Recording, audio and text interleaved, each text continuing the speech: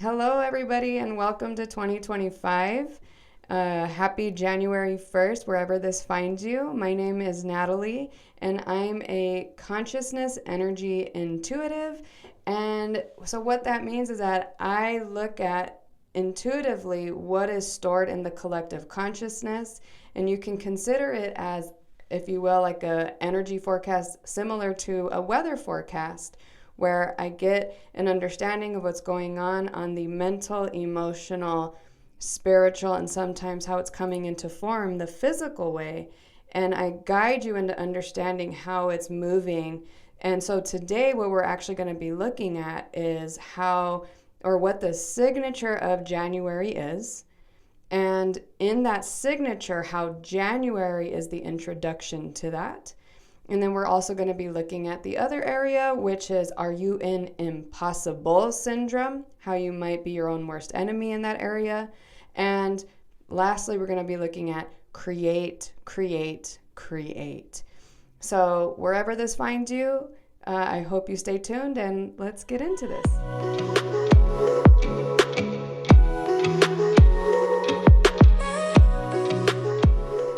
All right, everybody. So I hope the end of 2024 was, I don't know about for you, but for me it was a lot of changes. And I know that with the Gemini full moon that occurred, it was a lot of things started just kind of falling away, and all the complexities of life got kind of taken out.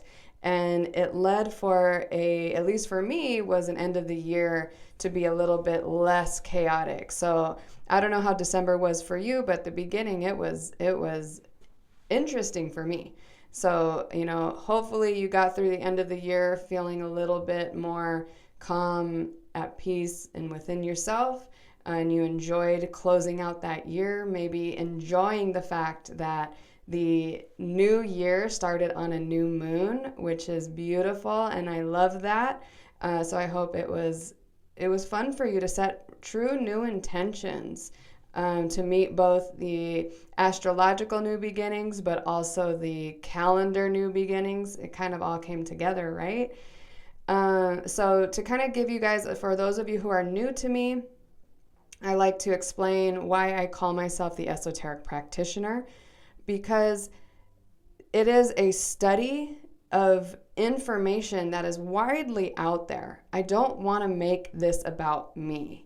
This is a practice that I have implemented into my everyday life, but also guiding individuals through study, through self-study, but also through book study, and, areas that fall under the occult or fall under the esoteric knowledge.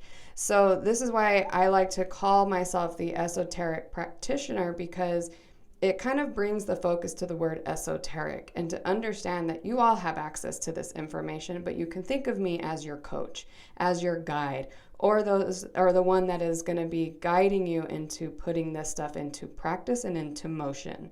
So that's my little spiel. My background is in psychology. My background is in behavioral health. Also, I've dealt with my intuitive abilities since I can remember. So I was born remembering. So it's a whole concoction of how, what has assisted me in navigating this human experience. And I'm bringing it forward to you to guide and assist you in bringing true meaning into your life, and or making sense of what you might be experiencing.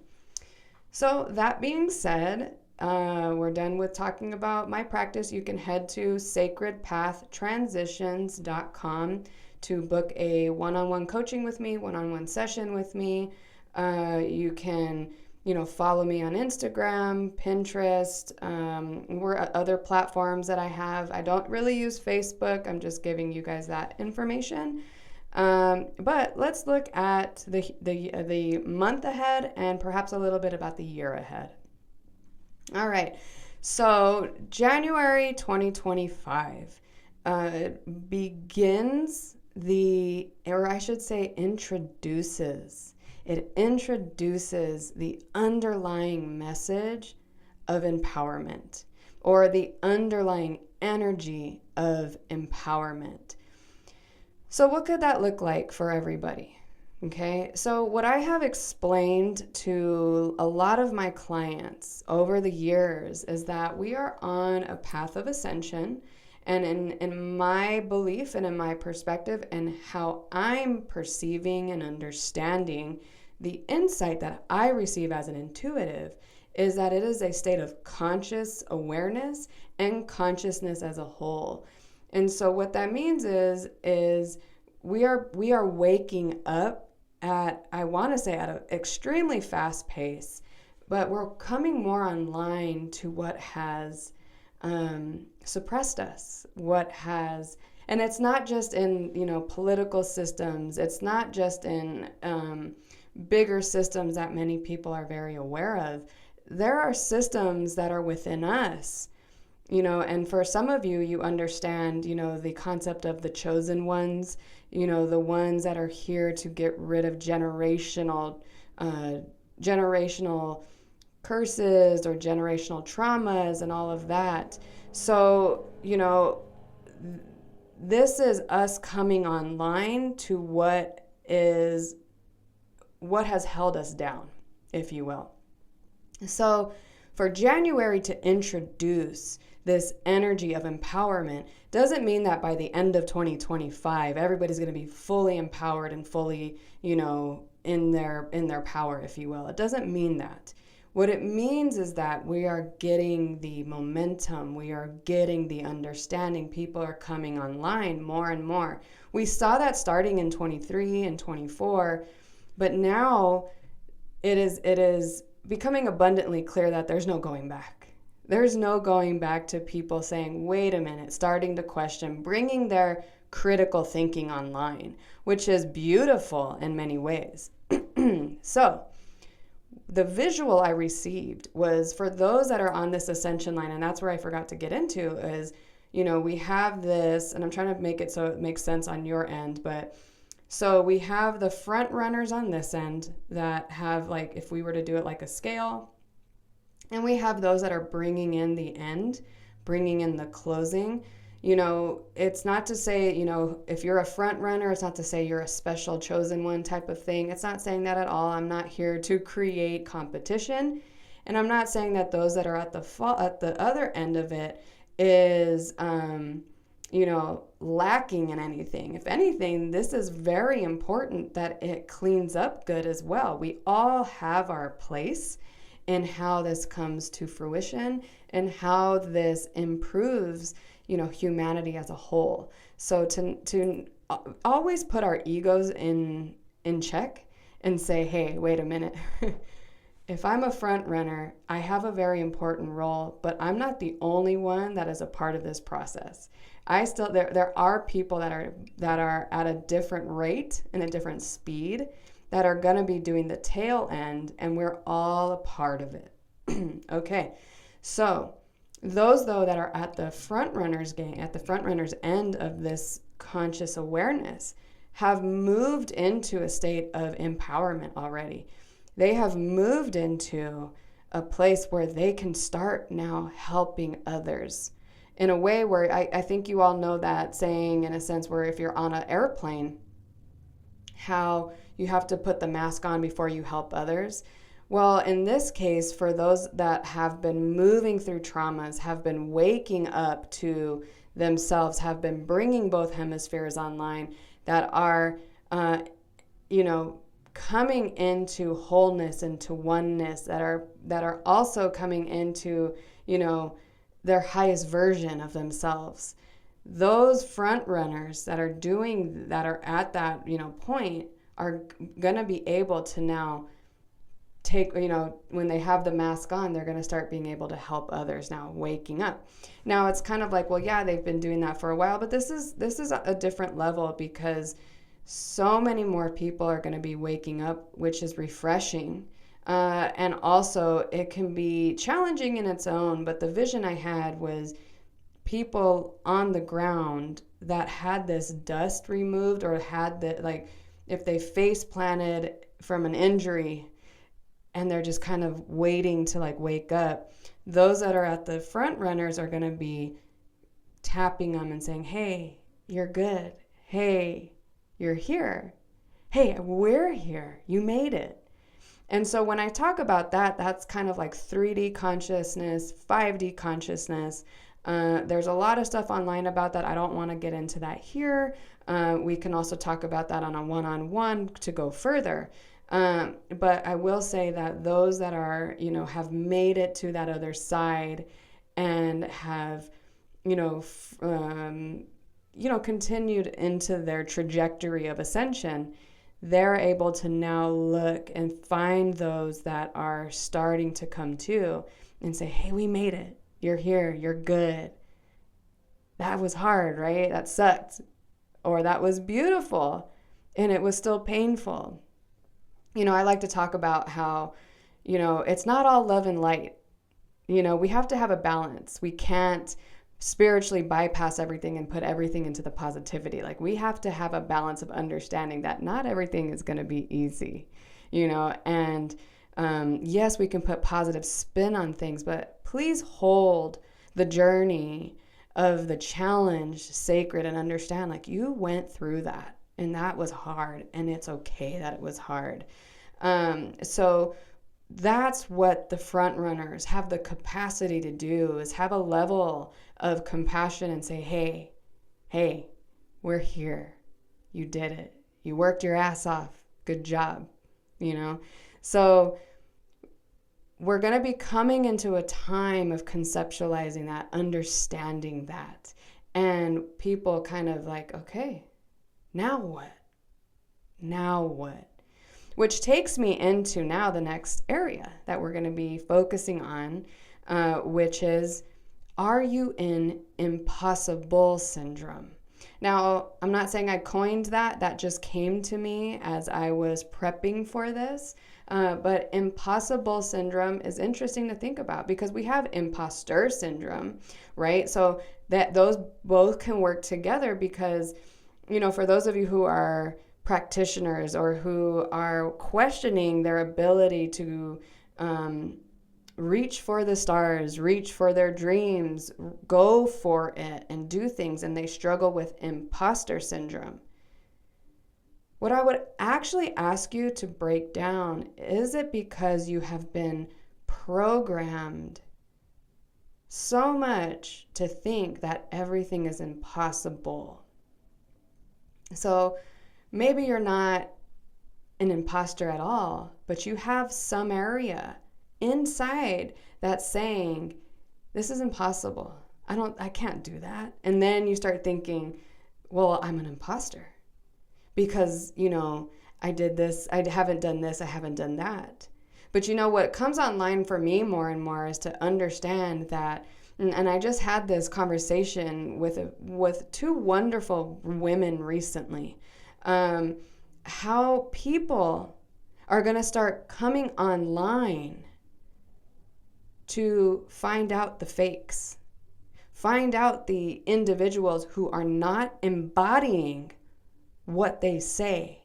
Are you practicing what you preach? Are you embodying that? Or are you just talking out of your ass? People are going to be coming online more and more to that. Becoming aware, who are the fakes? And it's not to say, I'm not trying to bash anybody. In fact, I'm actually trying to say, for those of you who are in such fear but are putting on this mask of like, yeah, I got my stuff together. Like, hey, that's part of the journey too. Like, maybe you have a perception that you do, but there's still something else going on. None of us are perfect. None of us are fully, how do you say it? I don't even want to go there, but either way, we are all works in progress. So I'm not bashing anybody, but we are going to, or I should say, and we're going to get into a state where people are recognizing who's embodying what they preach. So that is something to get online with, is if you're Mr. or Mrs. or they positive, right? If you're what I mean they is, the gender neutral stuff. If you are just being positive and not really embodying the journey of how it got you there to be positive, and you're just saying it to say things to help you out. That's going to be very evident. So get online with, are you working from a state of fear and you're doing things out of a state of fear? Or are you truly embodying the challenges that come with your journey? Okay? I just want you to sit with that and think about that. And then, is it really impossible? And then you can consider, what makes things impossible? Is it because you feel a lack? Is it because you feel in scarcity? Is it, what is it that keeps you stuck and not progressing towards maybe what you've received in visions, what you've received in downloads, what you've received in even dreams? The mystery, if you will. What's holding you back? And it might not be anything at all, simply other than the belief that it's impossible. So that's when you come online and you work with me and we say, let's look at that. Let's look at that and let's see where that comes from. My other background is in hypnotherapy and life coaching. So it's guiding you to understand the holistic approach as to what puts you online. That is my practice. So now we're going to go into the next theme, is create, create, create. And this might be a little bit of a trigger point for some people. And I want to ask you to notice when I say this, where do you feel that in your body? And what emotion does it trigger? Or what emotion, I don't even like the word trigger necessarily, but what emotion starts to come online and say like, hey, pay attention to me. What she said I didn't care for, or what she said I struggle with, or what she said is something. Just notice. So create, create, create, because what came to me was create like your world depended on it. Now, some of us could think that, perhaps she's talking about, AI and, robots and all of that stuff. I don't know. I'm not going to say that I have such precision in my intuitive visual, abilities. I'm not going to give all of that because the future doesn't exist. It's all based on choices and how we move and pivot with every opportunity in front of us, every situation in front of us. But what I got was at its the most simplistic verbiage was create like your world depended on it. And for those who are aware of 5D consciousness, you're aware that we create as a collective. Those who are aware of astrology, you're aware that Pluto is moving in, or it has moved, I should say, into Aquarius, which is all about community. That Pluto is in the sign of uniqueness, of individuality, rebellion, and also how the collective can thrive together, and the power is with the people. So create, start moving in a direction where when you've received visuals, when you've received ideas, if this is all the possibility of us moving forward as a collective, creating that new dream. And I talked about it actually in December of last year, just a month ago, how Neptune is getting us to kind of reassess, what do we really want?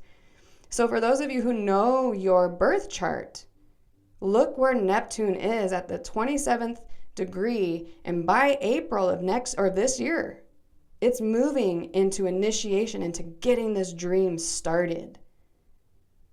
And so if you've been confused in certain life areas where Neptune is falling in your birth chart, and if you don't know where that is, we can book a session online, check that out, and I can coach you and guide you in that. But to understand that right now you are being gifted an opportunity to assess what is truly of value to you and what do you want as your dream, as a part of your new dream. Maybe the white picket fence is gone. And now you're like, okay, I have this wisdom, I have this knowledge, I have had that experience of that white picket fence. I've had that experience of the dream career. I've had the experience of, whatever it may be, but it's like, it's not fulfilling. That was based and rooted in something that just is not truly of my values. So you're getting a restart now of a whole new trajectory that nobody in humanity that is existing right now has ever experienced, which is all the outer planets moving into new signs together. Pluto has moved into Aquarius, and Neptune is moving into Aries, and all the other ones that I'm not going to go into right now. Those are the two that stand out the most to me, that I am, on a personal level, I'm just like, okay, I'm loving this, but I'm also like, all right, how are we going to navigate this? It's going to be really interesting this year. So I just want to remind you that if it triggered any state of fear when I said create like your world depended on it, notice what feeling that brought up, emotion, where it felt in the body, because that's a clue into what might be keeping you stuck. Okay? And so we want to look at understanding that 2025 is a complex year. It is extremely complex. I'm not even receiving deeper clarity into how complex it's going to be, because I hear a step at a time, babe, a step at a damn time. And so right now, 2025 is complex, but the underlying tone is collective empowerment and also collective enrichment. And that's what I didn't want to say yet. I didn't want to say it in the beginning, because some people can say, all right, and they can go into something else without understanding the meaning behind things. And so I encourage you to get out of impossible syndrome. Start dreaming and creating, writing down, doing things that, whether it's in religion, whether it's in philosophy, whether it's in certain value systems, whether it's in your home life, whether it's in your health, whatever it is, what ideas have you been inspired to start maybe working towards? And if it's been a lot, you know where to find a coach that can guide you in this understanding of, the complexities. But remember, create like your world depended on it. And I'm going to leave this with you. It's going to be an exciting year. I don't think it's going to be as whiplashy as last year in 2023 was. And yet also, I don't know everybody's life and everybody's complexities. And it still has the undertone of enrichment and empowerment. So I'll leave that with you. Have a wonderful January, and I'll see you back here in February. Take care.